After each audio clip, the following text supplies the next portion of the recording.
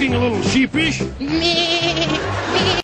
time to get things started on the most sensational, inspirational, celebrational, motivational. This is what we call a show.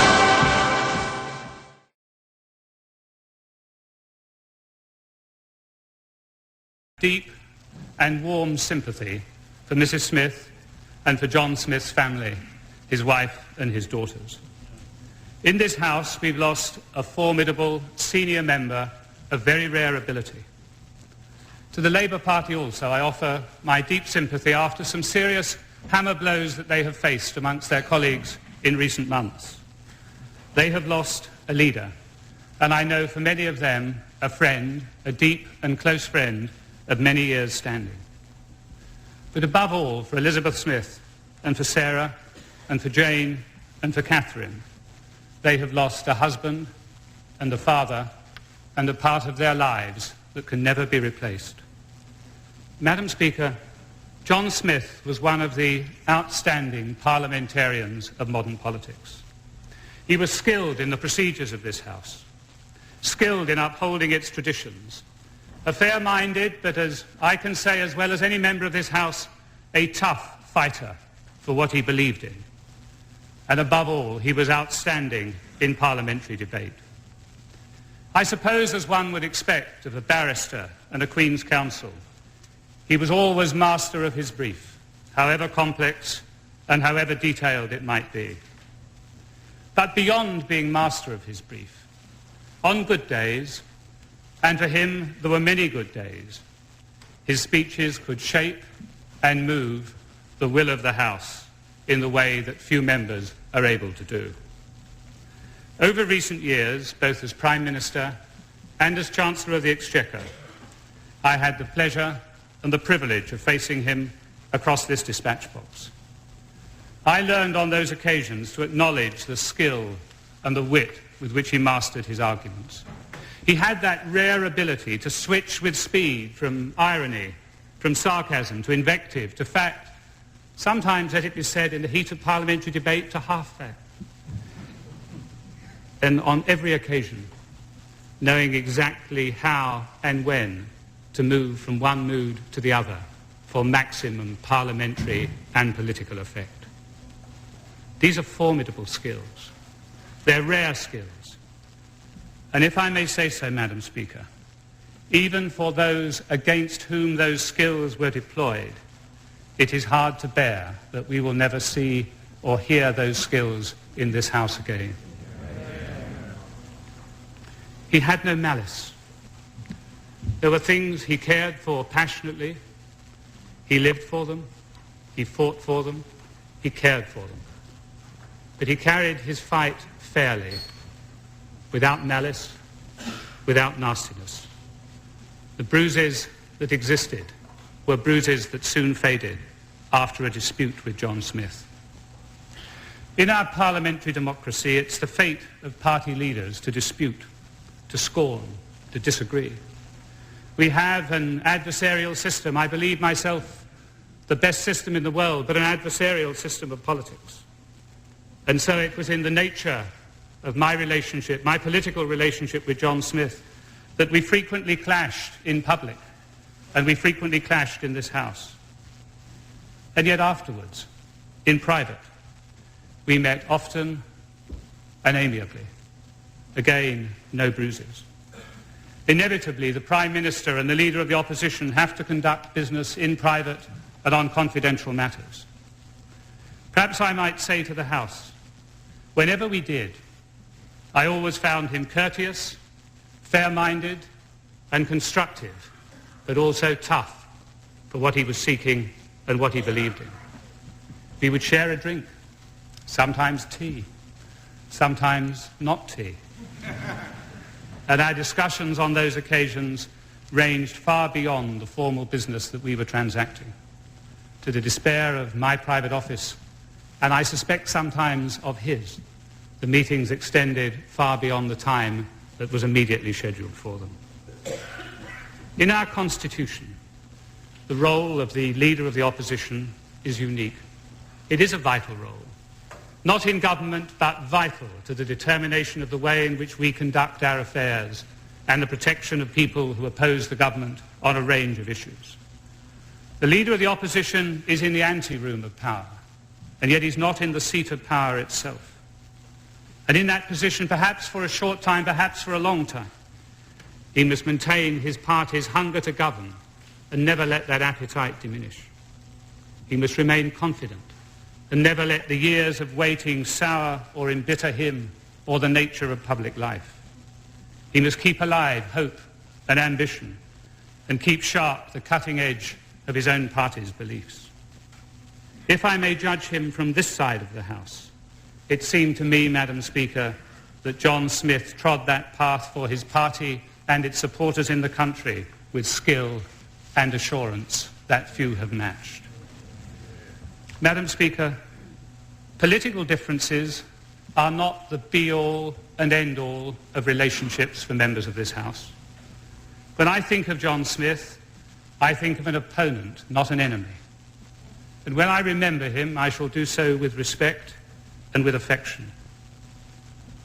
And when I think of his premature death, I shall think of the waste that it has brought to our public life, the waste of a remarkable political talent, the waste of a high and an honourable ambition to lead our country, the waste of a man in public life who in all his actions retained a human touch. And in some ways, Madam Speaker, above all, a waste of the tranquility and happiness that his past endeavours would have so richly deserved in the years to come. Let me, Madam Speaker, to this House today, end where I began. In the weeks that lie immediately ahead, John's family will need all their courage. Let us show by what we say and do today that while we cannot bear for them their pain, we can offer them the comfort of shared respect and shared grief. Question is, this House do now adjourn. This is Margaret Beckett. Thank you, Madam Speaker. Can I thank the Prime Minister in all sincerity for what he's said and for the spirit in which he's spoken. On these benches, we also mourn for our country's loss, but we grieve for our own. There are few people, the announcement of whose death would bring tears to the eyes of everyone who knew them. John Smith was such a man. He was, as the Prime Minister said, a man of formidable intellect, of the highest ethics, and of staunch integrity. Part of the conventional wisdom of British politics was that he looked like a bank manager, something that caused him amusement and some bank managers some resentment. Perhaps in consequence, he was often labelled as unduly sober or excessively cautious, especially by those who judge readily and judged on the facade. But though he certainly had a safe pair of hands, appearances were deceptive. John was no sober-sides. He had a wicked sense of humour, often displayed, as the Prime Minister has said, in this House. He loved a good gossip, and he liked nothing better than a convivial drink with friends in which he was excellent company. And one of his favourite sayings was that to succeed in politics, you have to be prepared to take a risk. In fact, I used to joke with him that he was an ideal combination in a political leader. Someone who looked the acme of sober judgment, but was perfectly prepared to take a flyer when he thought the occasion called for it. Some months ago, I saw a political profile of John, which had a photograph of him as a young boy. He had a wicked grin from ear to ear. His tie was up round his ear, and in the text it mentioned that his shirt tails were always hanging out. It was a kind of Just William of a picture. Those who saw John Smith every day had no difficulty in detecting that boy in the statesman and the leader. Not long ago, I observed to a colleague that I had never known a man like John. He had such calm certainty, such natural strength and self-confidence. But while he had supreme confidence, he lacked any trace of cockiness or of conceit. He just knew what he could do. I have never known a man so at ease with himself. He adored his family, and our hearts go out to Elizabeth and to the girls. He was at his most lovable when he was talking about his daughters. But the love and support that John offered to and received from his family was not only the core of his personal life, it was central to his political life and beliefs. He wanted for others the richness he enjoyed. He said to me recently, "Why would anyone bother to go into politics unless it's to speak up for people who can't speak up for themselves?" That feeling for others, along with his hatred of injustice, were the forces that drove him the service to which he gave his life. Last night, Madam Speaker, he spoke at a gala dinner in London. He was in high fettle and in high spirits. He spoke not from a text, but from notes. And when he sat down, I congratulated him, especially on his final sentence. Spoken as it was, off the cuff and from the heart. They were almost the last words I heard him say. He looked at the assembled gathering and he said, and I quote, "The opportunity to serve our country, that is all we ask." Let it stand as his epitaph. Parliamentary. Madam Speaker, I would wish at this moment to associate myself, the Liberal Democrats and all on this bench with the words of the Prime Minister and those of the Right Honourable Lady for Derby South who have just spoken. Madam Speaker, for all of us today, the prevailing feeling must be one of terrible loss and, yes, of injustice as well. Injustice at the fact that such a bright talent, so close to the point of fulfilment, has been so cruelly lost to us all. The abiding memory I could retain of John Smith could be one of a personal nature. For all of us who, as the Right Honourable Lady for Derby South have just said, all of us who had the privilege to spend any private time in his company will recall that sharp wit and the deep personal warmth that made him such excellent company on every occasion. But in fact, my memory, I think the most powerful one, will be rather similar to the one of the Right Honourable Lady of Derby South who has just spoken. For last night I was sitting, as all too rarely we have a chance to do sometimes, with my wife watching the 10 o'clock news. And there was John emerging from his car, holding Elizabeth, his wife, by the hand, and walking into the meeting of which the Right Honourable Lady for Derby South has just spoken. And I turned to my wife and I said, "He looks terrific. He really does look like a potential Prime Minister. And today, that possibility and all the prodigious talent that lay behind it is lost to us. Madam Speaker, in a period when the public, I think, are not much given to trusting politicians, John Smith's integrity, his commitment to his cause, and I think perhaps most of all the fact that his extraordinary parliamentary talent was never, ever tainted with rancour, won him trust and admiration of politicians and people alike, well, well beyond the confines of those who shared his political belief. His great abilities could have taken him, of course, almost anywhere, certainly to the top of the legal profession.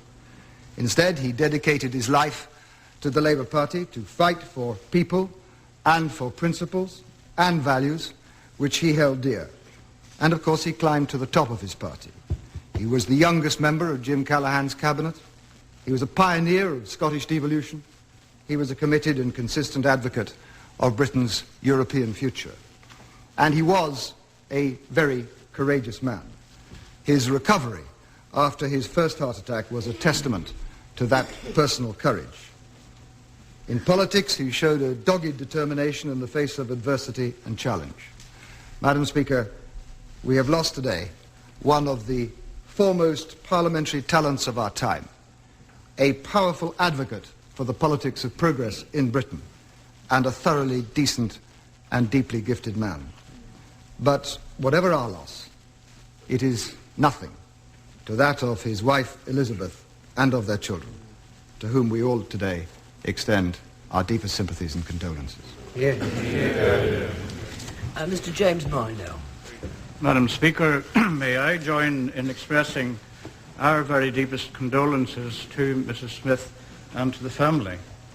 And secondly, may I convey the sincere sympathy to our parliamentary colleagues in the Labour Party on the loss of a leader of great integrity and honesty, whom I was privileged to get to know when I, from this bench, worked with him in the service of the United Kingdom, when he was a member of the Callaghan government, with which I was reputed to have a certain working relationship. Madam Speaker, John Smith's passing is a grievous blow to all of us on this side of the House by reason of his role as leader of Her Majesty's opposition, in which he was ever mindful of his duty to protect the interests of all the opposition parties who today feel that they have lost a true friend. Mr. Neil Kinnock. Madam Speaker, can I first of all thank the Prime Minister for making the decision about today's business so that the House can signify the great sense of bereavement that I know will be felt in all quarters. Madam Speaker, all of us know the numbness and emptiness which seizes us when we hear of the death of a loved one or a dear friend. No matter what the time or the circumstances of death, the feeling of shock overwhelms all other senses.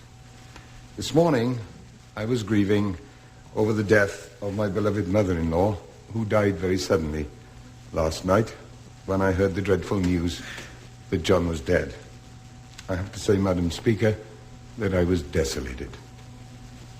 Across the movement that he led with distinction for all too short a time, and in this House and in the country, John Smith will be mourned.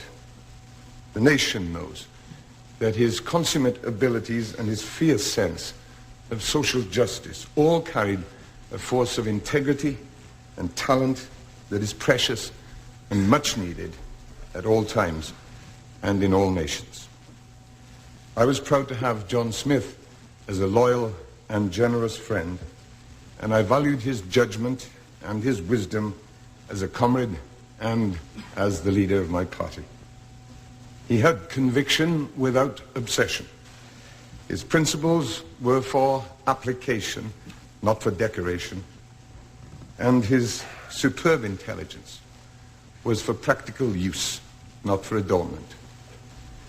But amongst all of his attributes, the one that glowed most of all was his humor. It wasn't just evidence of a natural wit that delighted friends privately and this House and wider audiences publicly. It was also a product of his ability to put life into perspective. It showed resilience under pressure and determination in adversity. Madam Speaker, as I list these qualities, I have to confess that my grief is mixed with anger. Anger that he is gone when his vitality and his value was so clear. Anger that he's been denied the chance to show the full scope of his great talents in the highest office. Anger that he has been taken from his family that he cherished so very much at such a young age. Madam Speaker, I know that the whole House and the whole Labour movement will, in the midst of the sorrow that we feel, think most of Elizabeth and their daughters, whose loss of a beloved husband and father is by far the greatest loss of all. I'm one of many who will remember John Smith with respect for his tenacity and his brilliance, and with the deepest affection for his exuberance and his humanity.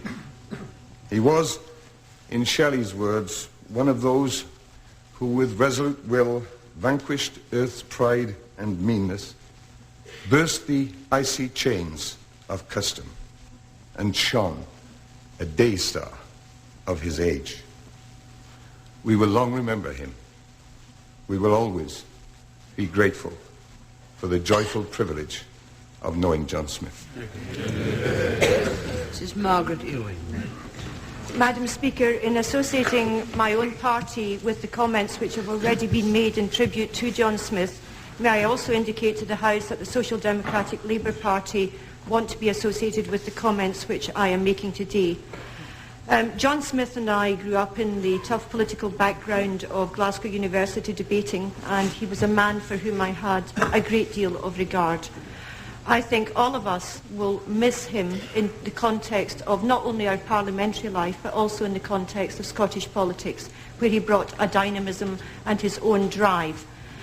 People have spoken about his various qualities, and I would of course endorse these. But if we are to look for an epitaph for John Smith, one of the great things was that he earned the love and the laughter of friends, and his friends came across the spectrum of the House of Commons from all political parties. And what I would ask is that the love and the laughter which we shared with John Smith are now given fully in support to Elizabeth and to their daughters on this very, very sad occasion for Scottish and UK politics. Sir Peter Emery. Madam Speaker, nobody, whatever their party, can deny the great service that John Smith gave to the Labour Party and all the work that he did. There is only one matter that I would put, because only those who are in the House can know or understand it. Because of my position, I have worked with John Smith on procedural matters on a number of occasions, of where he was always been most understanding and one of the greatest supporters that you could have had of parliamentary democracy and the structure of this Parliament. And if there is a tribute that this Parliament can give to any man, is that he was a good House of Commons man. John Smith was a great House of Commons man. Tony Benn.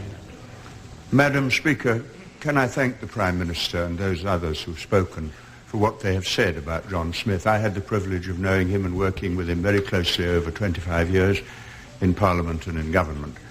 And he had two qualities which I would like to refer to. Inside him burned the flame of anger against injustice and the flame of hope that we could build a better world.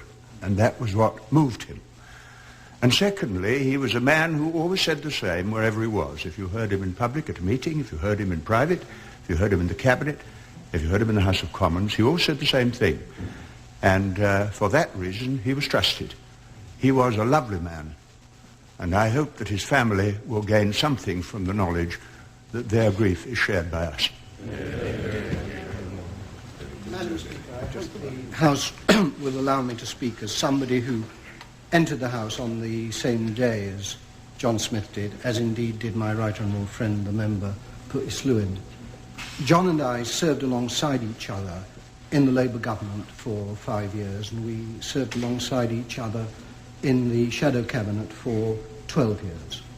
We were not simply partners in the party, partners on the front bench, but we stood shoulder to shoulder on many of the issues which have confronted both this House and my own party. We stood shoulder to shoulder on the issues inside the Labour Party, which could have caused enormous difficulty for our party, but which we came through. And John showed courage, staunchness and integrity during that period.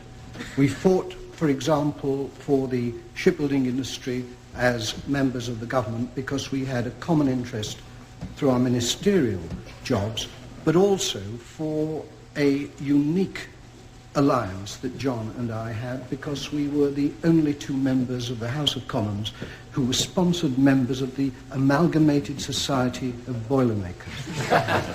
It may not be thought that we were the most obvious people to be sponsored by that union, but it was, of course, an elite union, and that being so, John was a very appropriate person to be sponsored by it. But he, while seeing the ironic side of that, John also was very, very deeply honoured by being sponsored by that trade union and the GMB which followed, because he was very deeply rooted in the socialist movement and in the trade union movement. I know that he would have wished to have recorded today in the House of Commons his trade union roots, and in doing that, may I join in paying my personal respects to Elizabeth and offering her and her family my deep sympathy. Mr. Bill Walker. Speaker, the House will understand that the Scottish Conservatives are all somewhere else today, and consequently I'm standing on behalf of my colleagues who are in Inverness, because I'm sure I speak for every one of them when I say that none of us ever thought other than very highly of John Smith. In fact, my own personal view is that he would have made an outstanding Prime Minister given the opportunity. And because he was a Scot, I was particularly proud of that. And I say that we all feel, sadly, for Elizabeth and the girls, and we hope that what is being said today in Parliament will in some measure make up for the dreadful loss they're experiencing. Mr. Doug Hoyle. Madam Speaker, just before John was elected, I was elected as the chair of the Parliamentary Labour Party, the chief shop steward of the representing the backbenches, and as such I was thrown constantly into John's company. But I think, first of all, I must say that I think, as others have said before, what a time when family values have been questioned. The big thing about John Smith was his family. So I join with all the others who have said that our sympathies must go out to Elizabeth and her daughters at a time when life is extremely difficult for them, having lost a beloved father. And not only that, they've lost someone who had the touch of ordinary people, who understood people, and that was one of his great strengths. One of the things he did was to strike a chord with them. I agree with those who say he was a very dependable person. He came over as a moderate, but there was also a radical streak as well in John. And he had a wonderful sense of humour that relieved many of the tedious meetings that sometimes all of us have got to attend. And people felt not only better for knowing him, but felt inspired by being with him and in his presence. And I think he was striking a chord in the country, and particularly when he talked about employment and the need to return to full employment. And it is a fact, Madam Speaker, not only have we lost a great friend and a great leader in the Parliamentary Labour Party, but also the country has lost a Prime Minister in waiting. Ian Wynne-Jones. Madam Speaker, it was with a deep sense of shock and sorrow that I heard the news this morning of the passing of John Smith. And my colleagues and I in Plaid Cymru wish to send our deepest sympathy to his family, to his wife and to his daughters. And we also want to share with his colleagues in the Labour Party and elsewhere in the House the deep sense of loss of a fine and committed parliamentarian and someone who had complete mastery of the skills of debate in this House. My colleagues and I shared with him a positive vision of Europe and his belief in a decentralist form of government. We all mourn the loss of a man of great ability, tremendous courage, strong convictions, immense dignity, and honourable in debate. He will be greatly missed. Dennis Callaghan.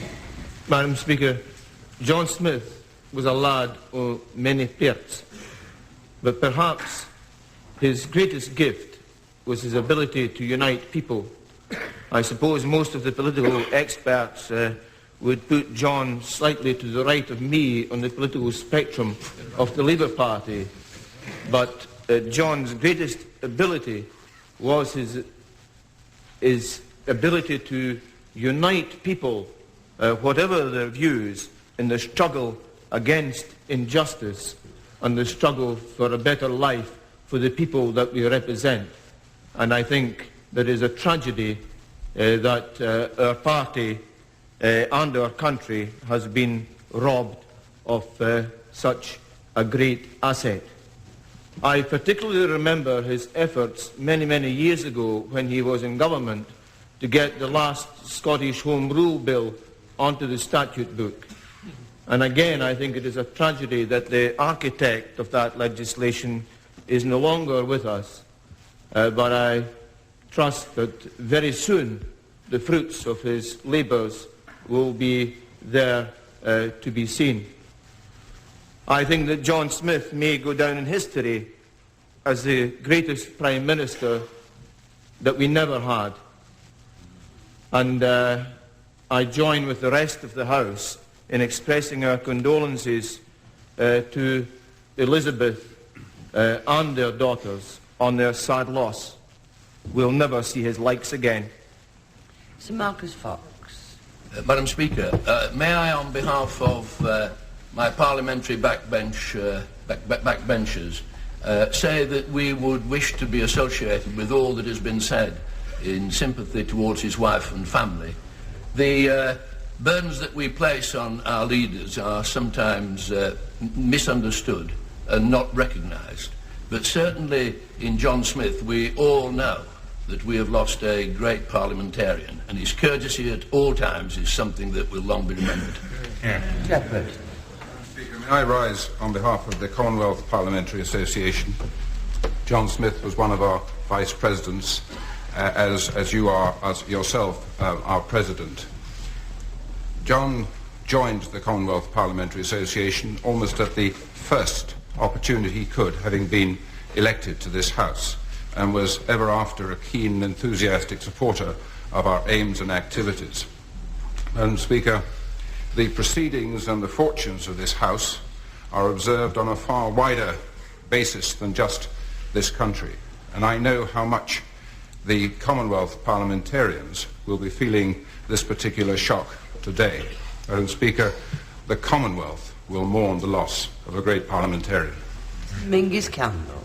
Speaker, my reflections today are necessarily personal rather than political, because throughout my adult life I've had the privilege of calling John Smith my friend. We were students together at Glasgow University, we were struggling advocates at the Scottish Bar, and we even climbed a few Scottish mountains together. It seemed to John Smith's friends that he never failed at anything to which he set his hand. He could easily have reached the top of the legal profession. He led his party, and he might well have led the nation. He was a devoted father and husband, and derived great strength from the warm and loving embrace of his family.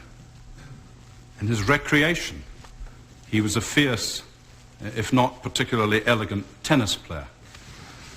But it was in the Scottish mountains that he found a great deal of satisfaction and indeed used them to restore him from the trials and tribulations of his life. It is typical of John Smith that he was well on the way to climbing all of the Munros in Scotland. That success came about because he was a man of talent, but it also came about because he had an almost Calvinist application. He had, I believe, an overwhelming sense of duty, which was the product of his upbringing. His political beliefs were based on an unyielding Christian belief, which was the firm foundation for all that he said and did. But it was typical of the man that that Christian belief was never one to be paraded. I think it can fairly be said of John Smith, Madam Speaker, that he had all the virtues of a Scottish Presbyterian, but none of the vices.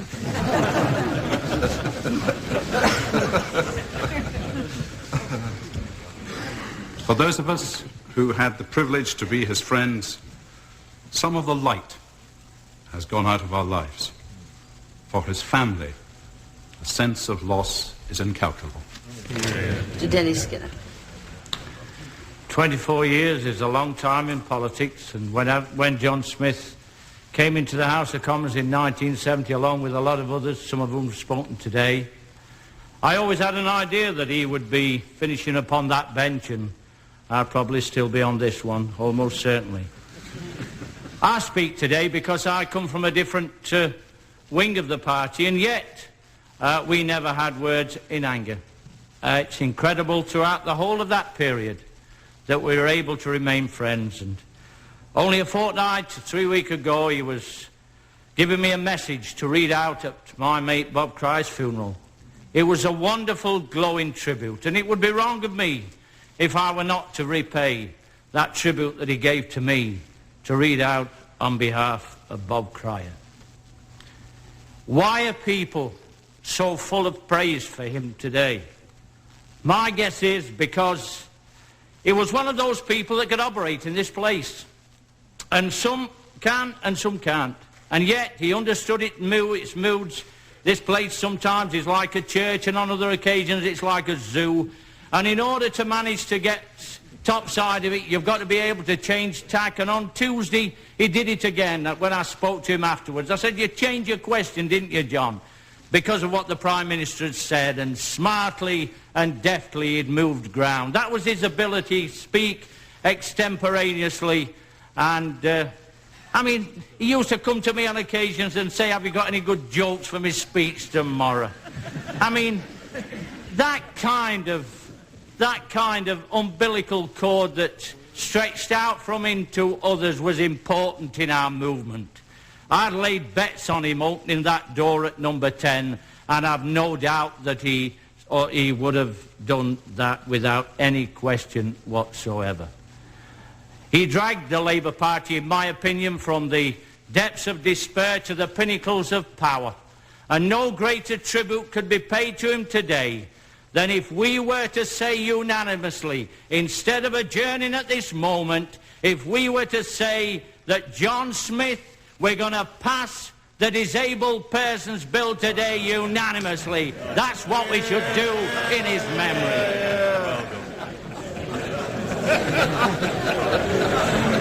Order. I don't need to stress that this is a sad day for the House of Commons. It's not just a bad day for John Smith's party, which he served with such distinction, but it's a sad day for all of us here at Westminster. He was a dedicated politician. He played a hard game when it was necessary. But as the Prime Minister said, there was never any malice in his attacks. Looking across from this chair, I was able to take an objective view of him. I sensed a good man. I knew he was a good man. I'd known him a long time. His qualities were apparent to all parts of this chamber. I recall, of course, as we all do, that it's some 5 years since his first serious illness.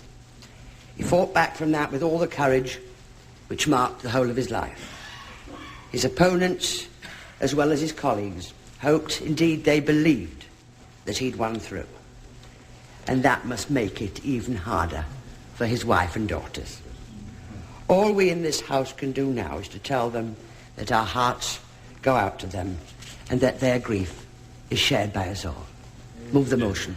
I beg to move the House to now adjourn. This question is this House to now adjourn. Bring that opinion, say aye. Aye.